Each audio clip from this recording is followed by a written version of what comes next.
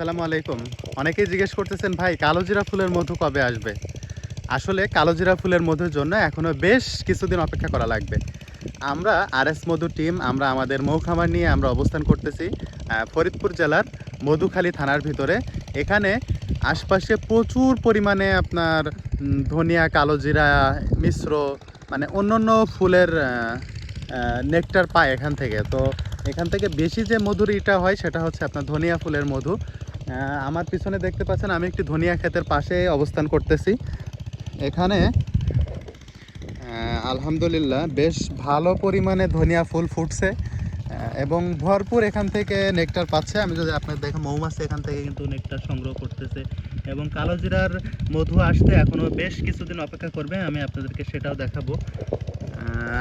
এবং এটা গেল হচ্ছে আপনার মিশ্র ওই ধনিয়া ফুলের অবস্থা। এখন আপনাদেরকে আমি একটু কালোজিরা ফুলের মধুরিটা দেখাই, কালোজিরা ফুলটা একটু দেখাই। এখানে যে কালোজিরা গাছ দেখতে পাচ্ছেন এখনও বেশ ছোট আছে, অল্প অল্প মাঝে কিছু ফুল আসছে বা এখনও আসতে এখনও 1 সপ্তাহ থেকে 10 দিন পর্যন্ত সময় লাগবে।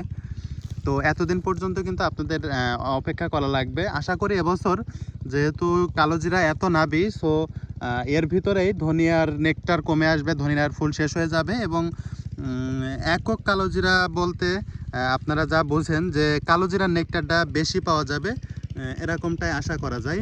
এখন বাকিটা দেখা যাক কতদূর কি হয়। তো মোট কথা কালোজিরা ফুলের মধুর জন্য এখনও বেশ কিছুদিন আপনাদের অপেক্ষা করতে হবে যদি আপনারা ভালো কালোজিরা ফুলের মধু মানে নেকটার বেশি এরকম মধু নিতে চান।